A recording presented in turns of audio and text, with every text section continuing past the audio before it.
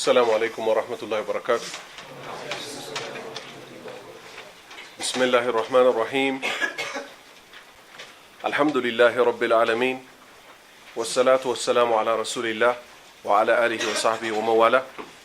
سدستኛው ነጥብ ላይ ደርሰናል። የእውቀት መጀመሪያ 130 ሐዲሶች። የዛሬ ርዕሳችንን የምንጀምረው ከስድስተኛው ነጥብ ነው።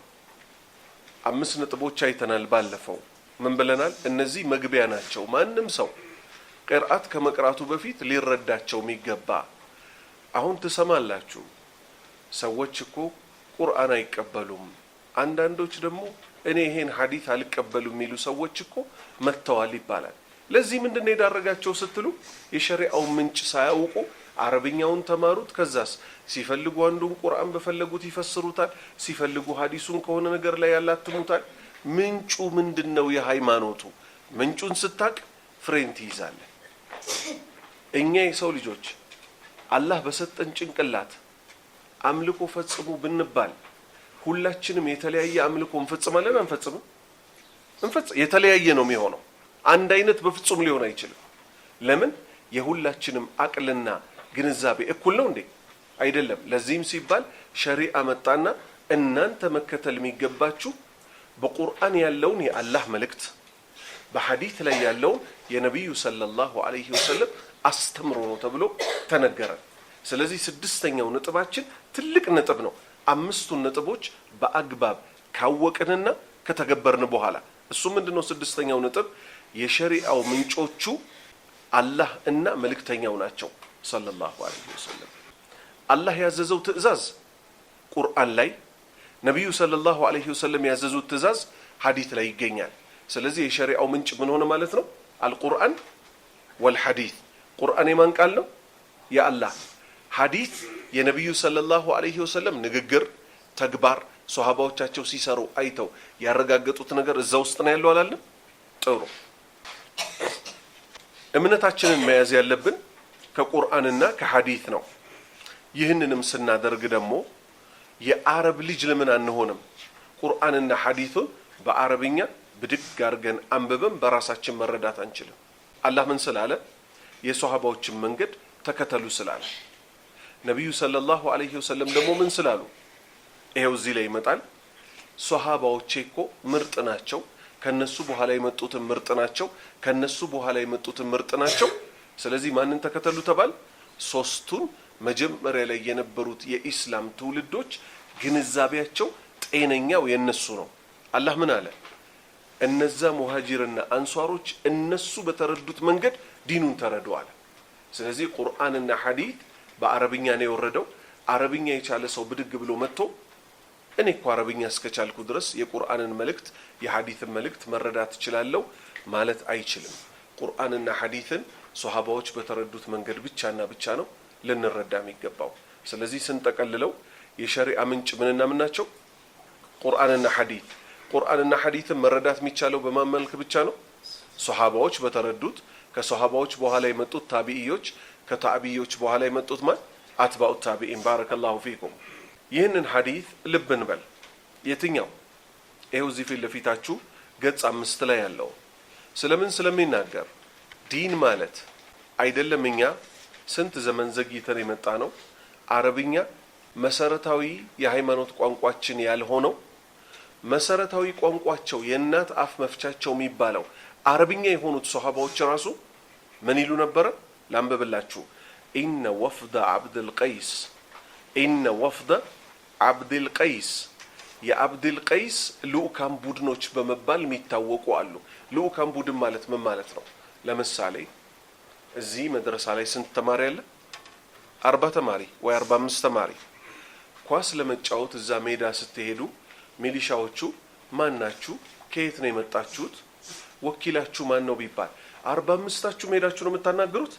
አይደለም። ከ45ታችሁ ውስጥ 4 ሰው ወይ 5 ሰው ትመርጣላችሁ አይደል? ከባህሬን አካባቢ የመጡ አብዱል ቀይስ የሚባል የሉካን ቡድኑ ዋና መሪ የሆነ ጥቂት ሰዎች ነብዩ ሰለላሁ ዐለይሂ ወሰለም ጋር የዲን ጥያቄ ለመጠየቅ መጥተው ነበር። ስለዚህ ኢነ ወፍደ አብዱል ቀይስ የአብዱል ቀይስ ልኡካን ቡድኖች لما أتوا النبي صلى الله عليه وسلم نبي زند بمتو جيزي كزاس قال اندي سيلو طيقواچو ማን ነብዩ من القوم እነማን ትባላላችሁ የማን ህዝቦች ናችሁ አሏቸው አው ወይንም من الوفد የማን ልኡካን ቡድኖች ናችሁ ሲሉ ነብዩ ጠየቋቸው ምክንያቱም ነብዩ ዘንድ ምንድናቸው ማለት ነው እነዚህ ግለሰቦች አዳዲስ ፊቶች ናቸውና ማለት ነው قالوا እነሱ ደግሞ መልስ ሰጡ ምን ሲሉ ረቢዓቱን የረቢዓ ጎሳ ኮነን አሉ ጎሳችን ረቢዓ ይባላል አሉ قال ነብዩ ቀጠሉና ምን አሉ مرحبا بالقوم እንኳን ደህና መጣችሁ ህዝቦች ሆይ አሏቸው አው بالوفد የአብድ القيس ልኡካን ቡድኖች ሆይ እንኳን ደህና መጣችሁ አሏቸው فقالوا እነዛ ግለሰቦች አሉ ያ رسول الله አንቱ የአላህ መልእክተኛ ሆይ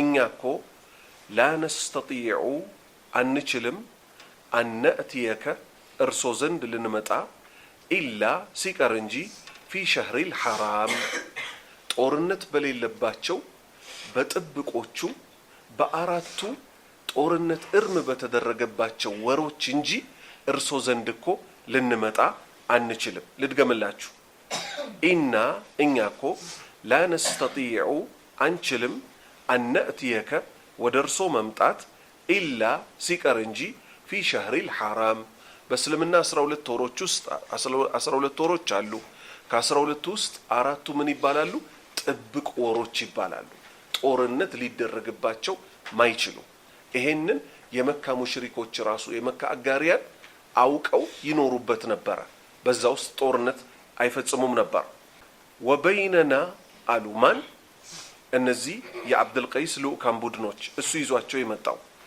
ወበይነና ወበይነክ በእኛና በርሶ መካከል እኮ هذا الحي ይህ ጠላት አለ من كفار مضر የሙደር ጎሳ በመባል የሚታወቁት ሚያልፈውን ሁሉ የሚገሉ እስልምናን ያልተቀበሉ ጠላቶቻችን አሉ ስለዚህ እኛ እርሶ ጋር የመጣነው እነዚህ የሚገሉ ሰዎችን አልፈን ጦርነት በማይደረግበት ወቅት ነውና የመጣነው ተመልሰን ከሄድን በኋላ ተመልሰን እርሶ ዘንድ ምን መጣበት ቻንስ በጣም የራቀ ነውና ፈሙርና እዘዙን ባኮት ቢአምሪን በጉዳይ እዘዙን በምን አይነት በሃይማኖታዊ ጉዳይ ፈስሊን ቁርጥ ያለች የሆነች ሃይማኖታዊ ጉዳይ አስተምሩን እዘዙን ይሄን ከርሶ የሰማነውን ደግሞ ኑኽቢር እንነግራለን እኮ ቢሂ ከርሶ በሰማነው መወራአና እኛ ጋር እዚህ አብረው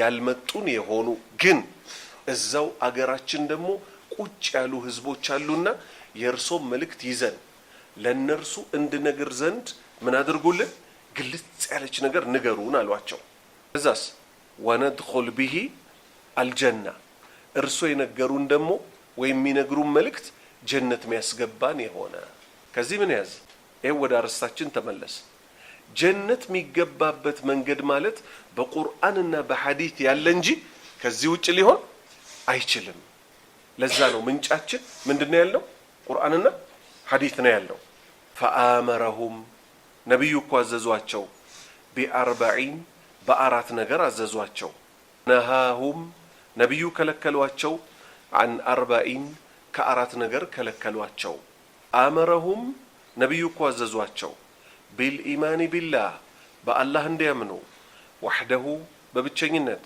قال ነብዩ አሉ أتدرون ታውቃላችሁን አሏቸው ما الإيمان بالله وحده ما الإيمان እምነት ማለት ምን ማለት ነው بالله وحده بالله ብቻ ማመን ማለት ምን ማለት ነው አሏቸው ይሄ ወሳኝ የሆነ የማስተማር ስልት ነው ለምሳሌ የመጀመሪያ የመጣችሁ ቀን መድረሳ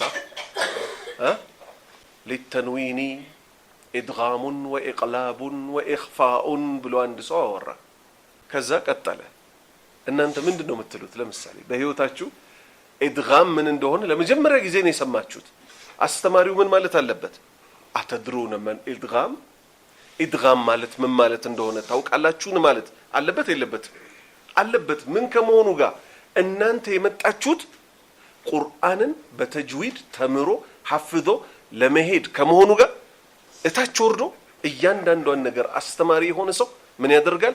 እንደ ነብዩ ሰለላሁ ዐለይሂ ወሰለም ባላህ ላይ በብቸኝነት እመኑ ካሉ በኋላ በአረብኛ ከነገሯቸው በኋላ ግን ለመሆኑ ባላህ በብቸኝነቱ ማመን ማለት ምን እንደሆነ ታውቃላችሁን አሏቸው። ምክንያቱም ባላህ ማመን፣ በመላእክቶች ማመን፣ በመጽሐፍቶች ማመን፣ በመልእክተኞች ማመን፣ በመጨረሻው ቀን ማመን፣ በቀደር በኸይርና በሸሩ አላህ እንደወሰነው ማመን የሚል ስድስቱን የኢማን መሰረቶች ቃል በቃል አብዛኛው ሙስሊም ያውቃቸዋል አይደል? ወደ ዝርዝሩ ሲመጣ ግን ባላህ ማመንና በመላእክቶች ማመን ልዩነት አለው የለው? ምን አይነት ልዩነት? የሰማይና የምድር ያህል። ባላህ ማመን ስንል ብቸኛ አምላካችን ነው የምንለው፣ ብቸኛው ፈጣሪያችን ነው የምንለው። በመላእክቶች ማመን ስንልስ ፍጡር ናቸው ከብርሃን የተፈጠሩ አምልኮ ማይገባቸው እንላለን። ዝም ብለህ ግን ባላህም በመልእክተኛውም እመኑ ስትል ዝርዝር ከሌለ ዕውቀት የሌለው ሰው ምን ሊረዳ ይችላል? በመላእክቶችም እኮ እመኑ ተብለናል ብሎ እነሱን ሊያመልክ ይችላል? አይችልም። ስለዚህ አስተማሪ ሆነ ሰው ነገም ስታስተምሩ በገጠር ስትሄዱ ብዙ ነገር ነው የሚያጋጥማችሁ። አረ ከተማ ተቀምጣችሁ ብዙ ነገር ማይረዳ ሰው አለ። በዝርዝር እንዲህ ተወርዶ ግን ይሄ ነገር ገብቶሃል ስትለው እንዳልገባው የምታውቀው ምንድነው? ወይ አልገባኝም ይልሃል፣ ወይ አንተው ራስህ ዞር አድርገህ ስትጠይቀው እንዳልገባው ትረዳለህ። ስለዚህ የሚያስተምር ሰው ምን ማድረግ አለበት? እያንዳንዷን ነጥብ መከታተል አለበት። ከማ ፈዓለ ነቢዩና ሰለላሁ ዐለይሂ ወሰለም። እነሱ ግን ምን አሉ? አላሁ አክበር አላሁ ወረሱሉሁ አዕለም። በአላህ በብቸኝነት ማመን ምን ማለት እንደሆነ እኮ አላህና መልእክተኛው ያውቃሉ፣ እኛ አናውቅም አሉ። ምክንያቱም እሳቸው ጀነት የሚያስገባችሁ በአላህ በብቸኝነት ማመን ነው ብለው ነው አይደል የነገሯቸው። ከዛስ በኋላ በአላህ በብቸኝነት ማመን ማለት ጀነት የሚያስገባው ምን እንደሆነ ታውቃላችሁ ወይ ሲባሉ አላህና መልእክተኛው ያውቃሉ ሲሉ የነብዩ መልስ ምን ሆነ? ሰለላሁ ዐለይሂ ወሰለም ቃል ሸሃደቱ አላ ኢላሃ ኢላላህ ከአላህ በስተቀር በሐቅ የሚመለክ አምላክ እንደሌለ መመስከር፣ ወአነ ሙሐመድን ረሱሉላህ ሙሐመድ የአላህ መልእክተኛ መሆናቸውን መመስከር፣ ወኢቃሙ ሰላቲ ስግደትን ማቋቋም፣ ወኢታኡ ዘካቲ ዘካን መክፈል፣ ወስያሙ ረመዳን የረመዳንን ወር መጾም ነው። አያችሁ አይደለ? አሁን ይሄን ነብዩ ባያብራሩት ኖሮ ሰለላሁ ዐለይሂ ወሰለም እኛ እንደርስበት ነበር? አልነበረም። ዋናው የፈለግናት ግን እዚህ ጋር ያለችው ልቡል መስአላ ወይም የመስአላው የጥያቄው አንኳሯ ነጥብ የትኛዋ ናት? አላሁ ወረሱሉሁ አዕለም። ሸሪዓን አላህ ካላሳወቀን ነብዩ ካላሳወቁን ሰለላሁ ዐለይሂ ወሰለም እኛ ብድግ ብለን ማወቅ አንችልም። እሺ ይህ የሚያስይዘው እምነት መገንባት ያለብን ከቁርአንና ከሐዲስ ብቻ እንደሆነ ነው። አለበለዚያ አይደለም አላህ የደነገገውንና የወደደው መንገድ ላይ ልንገኝ ቀርቶ ጥፋት ላይ እንወድቃለን። ሼክ አብዱረዛቅ አልበድር የተባሉ አላህ ይጠብቃቸውና መዲና መስጂድ ላይ የሚያስተምሩ ታላቅ ዓሊም አሉ። ከአንድ ካሴት ትምህርታቸው ላይ ያነሳዋቸው 5 ነጥቦች አሉ። አረብኛ ነው እተረጉምላችኋለሁ። መን ضيع الأصول حرم الوصول። መን ضيع የተወሰው አልኡሱል የሃይማኖቱ መሰረቶች የተወሰው። እዚህ ጋር የጠቀስነው ማንና ማን ነው መሰረቶቹ? ቁርአንና ሐዲስን የተወሰው እኮ ሑሪመ ይከለከላል። አልውሱል ያቺን ውድ ሀገር ጀነት መግባት እኮ ይከለከላል። ግልጽ ነው አላህ ባሪያዎች። ضيع ማለት የተወ አል ኡሱል የሃይማኖቱ መሰረቶች ቁርአንና ሐዲስን የተወሰው እኮ ሑሪመ አላህ ራሱ ይከለክለዋል። አልውሱል ጀነት መድረሻው መንገድ። አንደኛ ነጥብ። ሁለተኛ ነጥብ ወመን ፋረቀ ደሊል። ደሊል ማለት ምን ማለት ነው ብለናል? አሁን ነው ቁርአንና ሐዲስ። ወመን ፋረቀ ደሊል ቁርአንና ሐዲስን የተጻረረ ሰው እኮ ضل السبيل ጀነት የሚያደርሰው የአላህ መንገድ እኮ ይስተዋል። ضل ይስታል፣ السبيل መንገድን እኮ ይስታታል። ባረከላሁ ፊኩም። እንደዚህ ነው ትምህርት ማለት። ጎንበስ ተብሎ ማያውቁትን ነገር መጻፍ የጻፋችሁትን ደግማችሁ ስታነቡት ምን ይሆናል ዕውቀት ይሆናል ስታስተላልፉት ከሐፈዷቸው ቁርአኖች ጋር ማስረጃ ያመጣችሁ ያላወሳችሁ ደግሞ ዕውቀት እየሰፋ ይሄዳል ሶስተኛ ነጥብ فكيف يرام الوصول እንዴት መድረስ ይታሰባል فكيف يرام እንዴት ይታሰባል الوصول መድረስ የት መድረስ አላህ የሚፈልገው መንገድ ላይ መድረስ الى علم الاصول የሃይማኖቱን መሰረታዊ ዕውቀት علم الاصول ማለት መሰረት ነው አይደል የሃይማኖቱን መሰረታዊ ዕውቀት እንዴት እረዳለው ተብሎ ይታሰባል ይገመታል بغير معرفة ሳያውቁ ምንን ሳያውቁ ما جاء به الرسول ما جاء به الرسل ወይንም ما جاء به الرسول ነብዩ መሐመድ ሰለላሁ ዐለይሂ ወሰለም ወይም ነብያት የመጡበትን መንገድ አንድ ሰው ምን እንደሆነ ሳይረዳ እንዴት የሃይማኖቱን መሰረት እረዳለሁ ይላል የሃይማኖታችን መሰረት አሁን ከአላህ ውጭ ለማንም ላንሰግድ ነው አይደል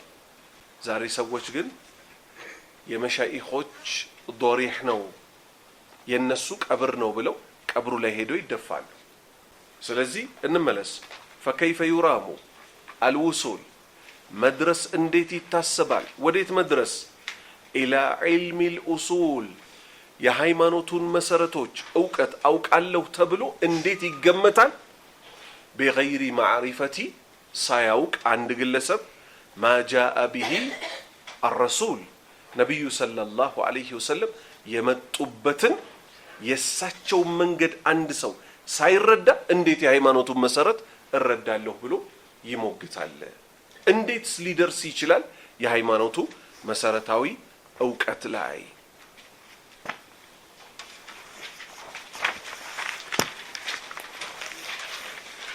ገጽ 6 ولا هداية መመራት እኮ የለም إلا بوحي الله ከአላህ በወረደው መለኮታዊ ራእይ ቢሆን እንጂ ስንት መለኮታዊ ራእይ አለ ስንት መለኮታዊ ራእይ አለ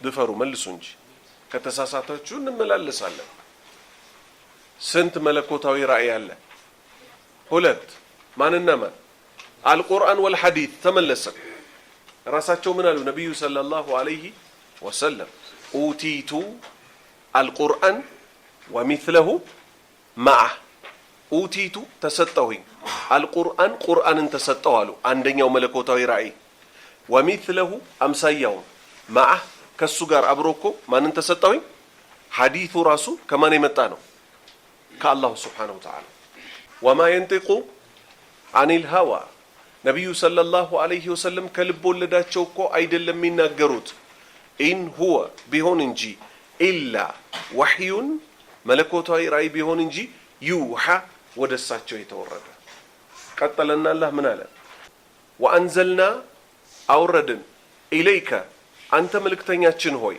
አዚክር ቁርአንን አውረድንልህ አላቸው አልጨረሰም አላህ ምን አለ ሊቱበይነ ሊናሲ ለሰዎች ልታብራራላቸው ምንን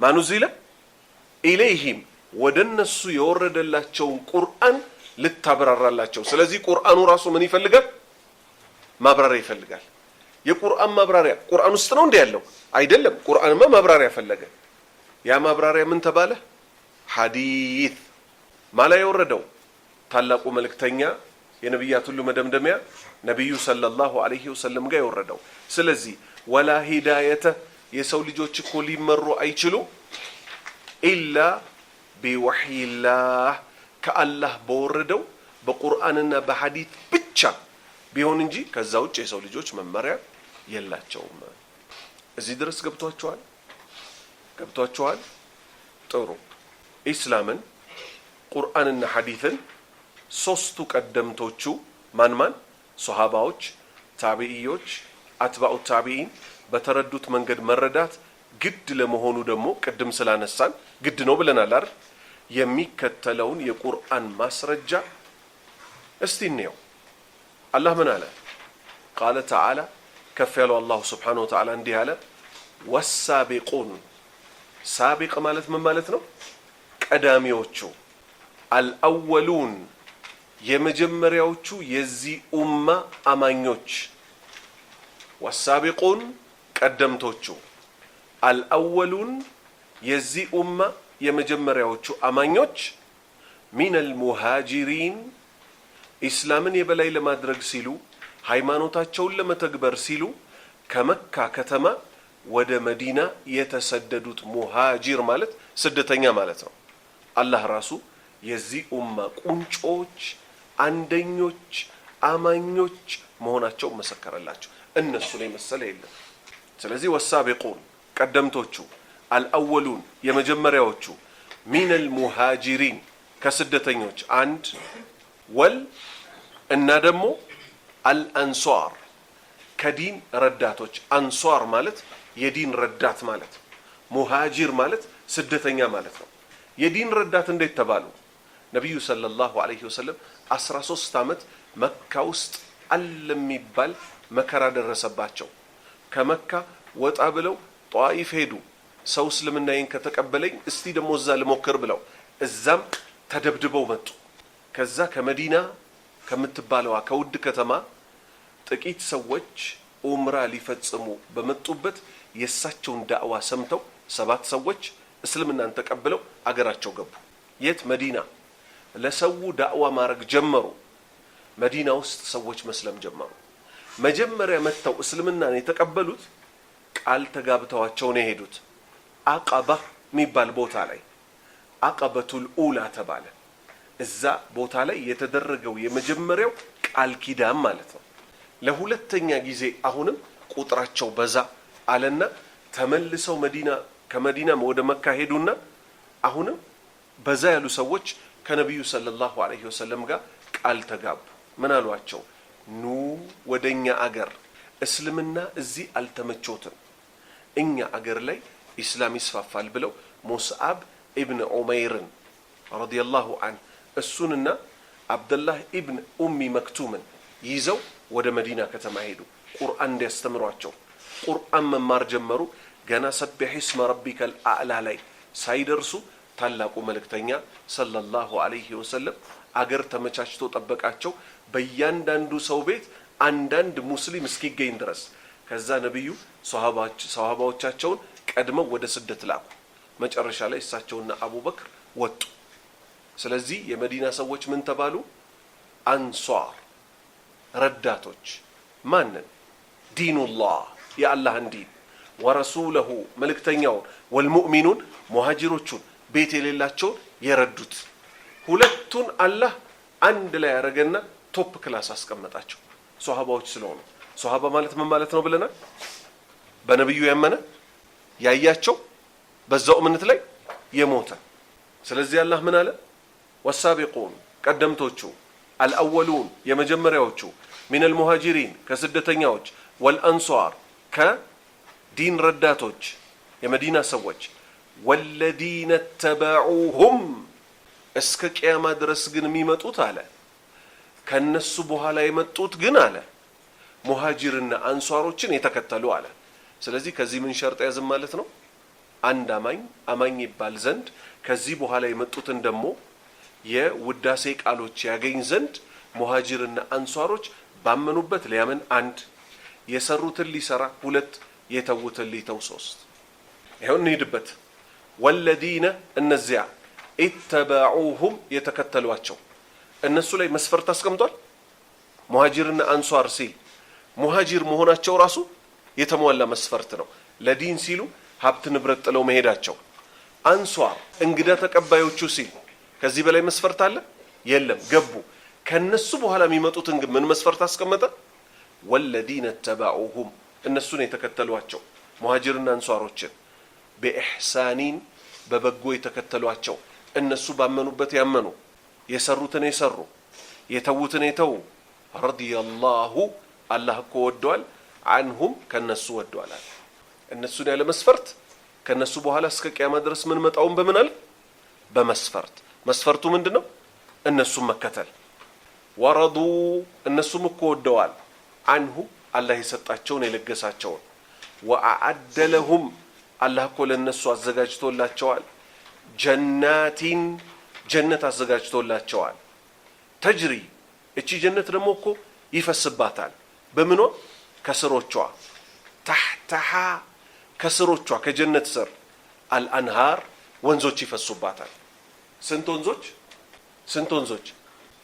ወንዞች አራት ወንዞች የምን የውሃ የወተት የማር የኸምር እነዚህ ስሞች እዚህ ዱንያ ላይ ከምናቃቸው ጋር በምን ብቻ ነው የሚመሳሰሉት በስም ብቻ ሲፋቸው ሁኔታቸው ምንድነው አላሁ አዕለም ምክንያቱም ነብዩ ምን አሉ ሰለላሁ ዐለይሂ ወሰለም ማላ አይኑን ረአት አይን አይቶት ማያቃሉ የዱንያውን ውሃ የዱንያውን ወተት የዱንያውን ማር አይተናል አላየንም አይተናል ነገር ግን የአኺራው አይን አይቶት ማያቃሉ ወላ ኡዙኑን ሰሚዓት ጆሮ ስለሱ ሰምቶ ማያቅ የዱንያውን አሁን ጣዝማማር የሚባል አለ ተብለ በጆሮ ትሰማለ የአኺራው ግን ወስፉ ስም እንጂ የሚያሻርካቸው የሚያገናኛቸው አላህ ብቻ ነው የሚያውቀው አላህ ከነዚህ ወንጀሎች ከሚጠጡ ሰዎች አላህ ያርጋል ኻሊዲን ዘውታሪ ሲሆኑ ፊሃ በሷ በጀነት ውስጥ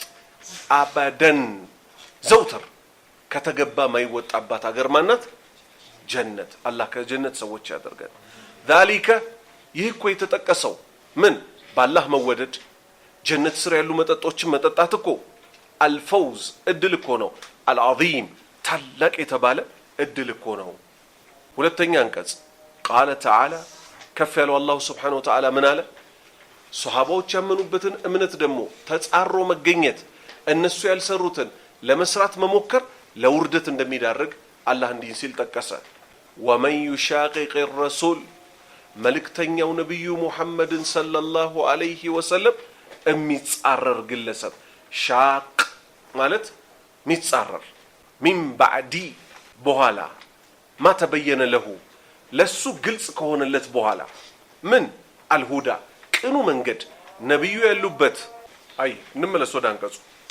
ወመን ይሻቂቅ الرسول መልእክተኛው ነብዩ ሙሐመድን ሰለላሁ ዐለይሂ ወሰለም ሚቃወም ሚጻረር የሆነ ግለሰብ መቼ ሚን ባዕዲ ማ ተበየነ ለሁ አልሁዳ ቅኑ መንገድ ግልጽ ከሆነለት በኋላ ዩሲ ሸሪዓው ራሱ ምን ሰጠ ኡዝር ሰጠ ለማን ዕውቀት ለሌላቸው ሰዎች አንድ ሰው ለምሳሌ ለሱ ማትገባ የሆነችን አጅነቢ ሴት ጨበጣት አያቅም እሱ ተው ይሄ ነገር ሲባል ዋናው በልቤ ውስጥ ክፋት ከሌለ በክፉ ሳላስባት ብጨብጣት ምን ችግር አለ ሲል ነብዩን ተቃውመሃል ነው ምንለው እናስረዳዋለን ነብዩ ሰለላሁ ዐለይሂ ወሰለም ናቸው እኮ ስለ ውስጥም ስለ ላይም የነገሩን የውስጥ መበላሸትን ነው የሚያሳየው ከዚህም አልፎሳቸው ለኔ ማትገባኝን ሴት እኮ አልጨብጥም ብለዋል ሲባል ይህ ግለሰብ አላህ አፉ ይበለይ ለስካሁኑ እኔ እንዲህ አይነት ሐዲስ እንዳለ አላቅም ነበር ብሎ ፍሬንክ ያዘ ይሄ ይመለከተው ሆም ብሎ ግን ነብዩ ሰለላሁ ዐለይሂ ወሰለም እንዲህ ብለዋል እየተባለ የተቃወማቸው ሰው አንድ ወይተቢዕ ሚከተል غير سبيل المؤمنين ከአማኞቹ መንገድ ውጭ ያለ ሌላ መንገድ ሚከተል ይሄ ቁርአን አንቀጽ ሲወርድ እነማን ነበሩ አማኝ የተባሉት ሱሐባዎች ስለዚህ ከሱሐባዎች አረዳድ ውጭ ያለን አካሄድ ይዞ ሚንቀሳቀስ ሰው እኮ እነዚህ ሁለት መስፈርቶች የተሟሉበት ግለሰብ ማንና ማን ነብዩን ሆን ብሎ ሰለላሁ ዐለይሂ ወሰለም ሚቃወም ሁለተኛስ የሱሐባዎችን መንገድ ትቶ አዲስ መንገድን መርጦ አዲስ ቢድዓን አዲስ ፈለግን የሚያመጣ ሰው አላህ ምን አለ ንወልሂ ማተወላ በዞረበት እናዞረዋለን አለ ለምን በዞረበት ሚለውን ቃል አላህ ተጠቀመ ቀጥተኛው መንገድን ትቶ አይደለ ዞር ብሎ ወደ ሌላ መንገድ ሄደው በዞረበት እናዞረዋለን ቀድመን ብለናል ወላ ሂዳየተ ኢላ ቢወሂላ ከአላህና ያላህን ቁርአን የነብዩን ሱና ሰለላሁ ዐለይሂ ወሰለም ተይዞ ቢሆን እንጂ እኮ መመራት የለም ብለናል አይደል ይሄው ከመንገዱ ዞር ሲል አላህ ምን አለ ንወልሂ ማተወላ ወደ ዞረበት እናዞረዋለን ወኑስሊሂ እናስገባዋለን ወኑስሊሂ ጀሃነም እናስገባዋለን ወሳአት መሲራ ጀሃነም መግባት ደግሞ ምንኛ ከፋ። ወሳአት ከፋ፣ መሲራ ጀሃነም ከመመለሻነት በኩል እኮ ከፋች።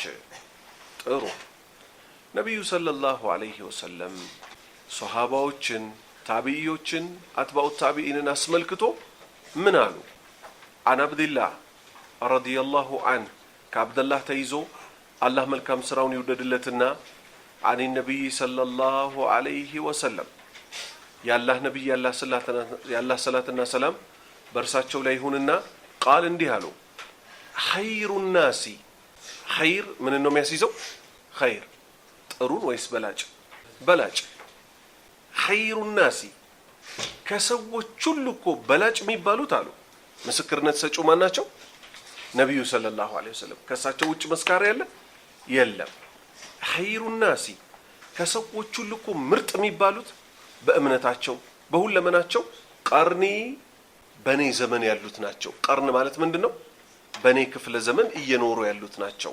ጥሩ ثم ከዚያ ቀጥሎ እኮ አለዚነ እነዚያ የሉነሁም ሶሃባዎችን ተከትለው የመጡት ናቸው። ثم ከዚያ አለዚነ የሉነሁም አሁንም ከነሱ በኋላ እኮ ታቢዒኖችን ተከትለው የመጡት እኮ ናቸው። ሰሒሁል ቡኻሪ ቡኻሪ ዘግበውታል። ግልጽ ነው ያላህ ባሪያዎች፣ ገብቷቸዋል? የዛሬው ገብቷቸዋል? ሰባተኛው ነጥብ ራሱን ችሎ በጣም ሰፊ ነጥብ ነው። ስለዚህ አላህ ካለ ለሚቀጥለው ሳምንት እናሸጋግረዋል። አላህ ይርዳን። ሱብሓነከ አላሁመ ወቢሐምዲክ አሽሀዱ አን ላ ኢላሀ ኢላ አንተ አስተግፊሩከ ወአቱቡ ኢለይክ።